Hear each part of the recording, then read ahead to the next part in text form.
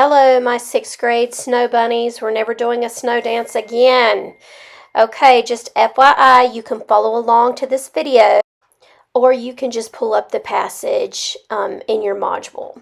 After you choose either to read it yourself or follow along to this video, please take the 10 questions right here. I've got it showing you a picture of it. It's called Remote Day 5 Breaking. It's a classic quiz. First question is, what does memorize mean?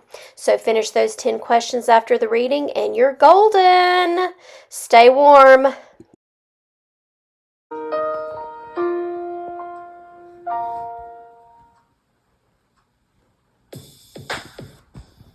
The first rule of breaking, don't call it breakdancing.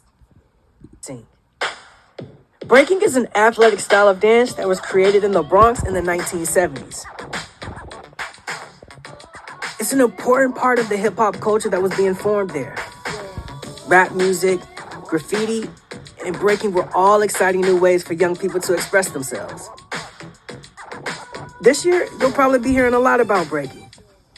That's because it's going to be an Olympic event for the first time. Ready to brush up on the basics? People who break are called B-boys and B-girls. Breaking is improvisational, which means the dancer is making it up as they go. That's why personality and creativity are so important in breaking. Breaking is made up of 4 elements: top rock, footwork, power moves, and freezes. Top rock is what the dancer does standing up. It's usually an intro to their routine before they go down to the floor. That's where footwork comes in. Footwork happens when one or both of the dancer's hands is on the floor. Power moves are the big show-stopping moves, such as head spins, back spins, and windmills. The freeze is where a dancer can show off one move by freezing for a few seconds. This often becomes a B-boy or B-girl's signature move. Breaking has come a long way from its humble beginnings in the Bronx to take its place on the biggest competitive stage in the world.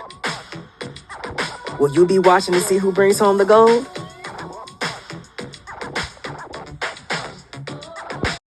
All right, let's read The Amazing History of Breaking, how a style of dance created on the streets of New York took over the world. I'm going to read this to you, but also you can always hit pause and read it yourself. That's okay too. I guess I'll talk a little bit about it, but mostly I'm just going to read it here. All right, here's singer and dancer James Brown inspired early breakers. Look at James Brown get down right there in that photograph. The next photograph shows B-boys and B-girls, members of dance crews, breaking it down. That looks like maybe from, I was getting ready to say, that looks like the 80s. One after the other, the teens stepped up on the cardboard. They showed off their moves. They did fancy footwork. They spun on their heads. They flipped upside down. With each trick, the crowd would go wild. You might know this form of dance as breakdancing, but its creators called it breaking. Back then, Reggie was 11. He was mesmerized. Mesmerized means that he couldn't take his eyes away. He was obsessed with it. I needed to learn this art, he remembers thinking. He wasn't the only one who felt that way. Breaking was a new form of dance, and it was about to take over the world. Breaking begins. Breaking began in the early 1970s in the Bronx, a part of New York City. At the time, the Bronx was a tough place to live. Gangs ruled entire blocks. Crime rates were high. People lived in poverty. The Bronx was full of creative young people. Many of them loved a kind of music called funk. Their idol, singer and dancer, James Brown. Google search him if you don't know James Brown. During his concerts, Brown saved his best moves for the break, the part of the song when the vocals take a back seat to the instruments. Now, what in the world? I guess this is just a little section we can come back to. It's weird how this is broken up. But during the break, Brown could do dance moves that were too difficult while singing. In one of his moves, he crouched to the floor, sprang up, and then dropped into a split. Okay, I have to Google search this.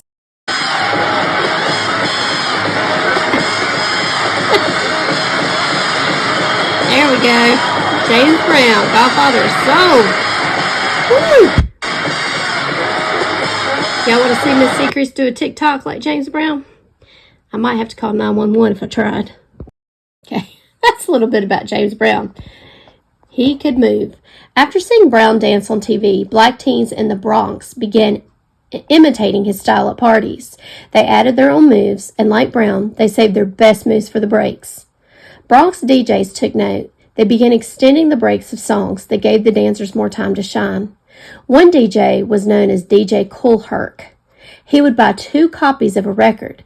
He played the breaks back to back to different turntables. In this way, Kool Herc and the other DJs began creating what we know as hip-hop music. Meanwhile, the dancers developed their own unique styles. Their moves were inspired by everything from traditional African dances to kung fu movies. The dancers had names like Amazing Bobo and Charlie Rock and Sister Boo. These dancers were known as break boys, let me come back up, and break girls, or b-boys and b-girls for short. They created a dance style called breaking. Now, before I read superhuman moves, I'm going to come back up here and just read this little part. And the question says, what drew people to breaking, which is breakdancing? When Reggie Peters was your age, the playground was the place to be, but not because of swings and slides. It was the summer of 1979 in New York City. Every day, people went to the playground. They brought crates of records and turntables. Others brought drums, horns, and flutes. Teens showed up in striped track suits and flashy sneakers. Young people gathered to enjoy the music. But enjoying the music meant more than listening. It also meant dancing. As the music played, kids laid out cardboard in the concrete. Then the real show would begin. Now I can get back here to superhuman moves. Breaking gained popularity. House parties were too small for all the dancing. Breakers moved to parks and other outdoor spaces. The dance really began to spread, including among Bronx's large Puerto Rican community. By the late 1970s, Puerto Rican breakers were putting their mark on the dance. They were known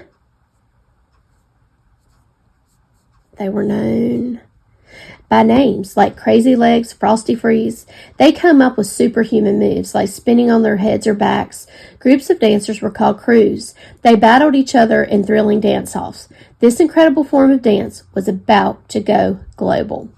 Now, if I scroll back up here, there's a little picture of the big, I think I had exactly a radio just like this when I was in 5th grade, seriously. No, I take that back. I had a radio like this like in 2nd grade. And then I got my first CD player in 5th grade, if you know what CD players are. As breaking took off, many teens danced to music played on boom boxes. That's what they were called, boom boxes. Everybody had one. Breakers have been inspired by many art forms. Martial arts master Bruce Lee was a big movie star in the 1970s. Breakers imitated his fluid movements, lightning fast spins, and powerful kicks. Okay, this capoeira is a mix of martial arts and dancing, known for its handstand flips and head spins. It was developed centuries ago by enslaved African people in Brazil. That Cossack dance is a folk dance, I hope I'm pronouncing it right, created by the Cossack people of Russia and Ukraine. It's famous for its squatting kicking. Today's breakers do their own version of the move. Tap dancing brothers, Bayard and Harold Nicholas, were also known for their fancy footwork, leaps, and splits. They influenced generations of breakers.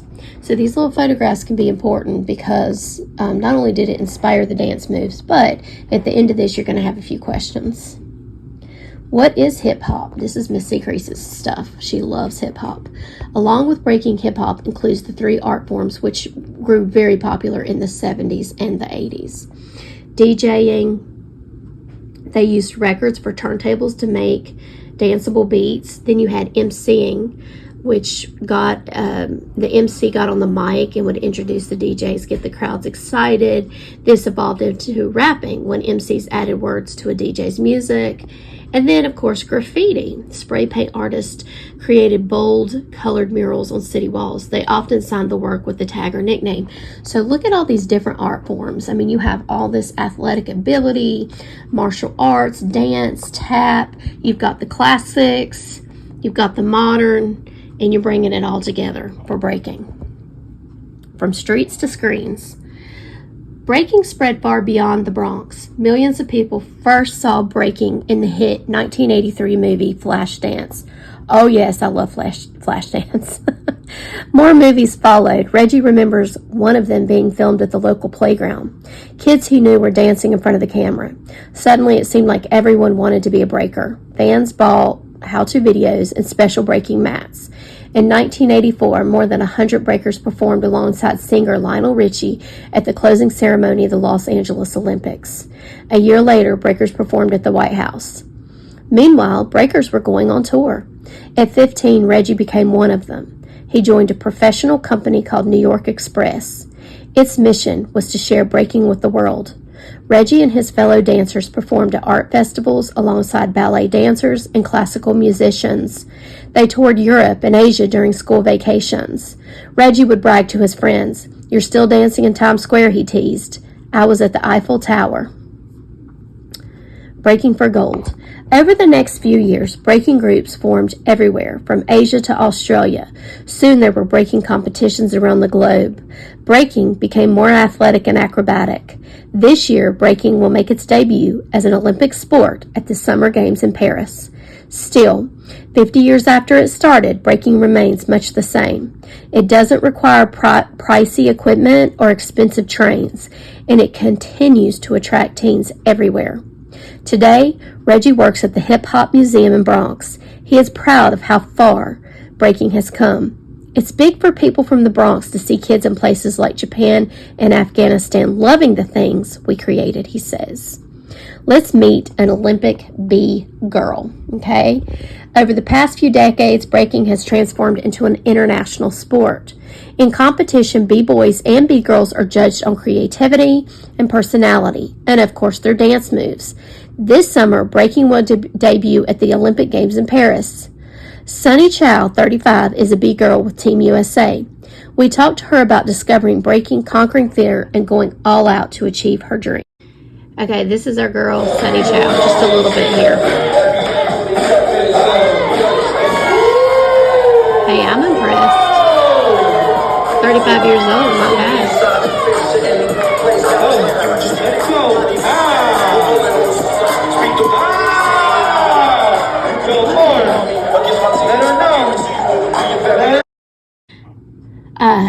So there's a little interview here, and then we'll be finished. You were a gymnastics as a kid. I think that's supposed to read you were in gymnastics as a kid. How does gymnastics compare with breaking? And she answers, they're both extremely physical, both involve being upside down a lot, which I love. But with gymnastics, you're doing a planned routine. You have to be perfect. With breaking, you're improvising.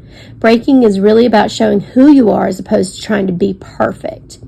How did you discover breaking? I stopped doing gymnastics when I got to college.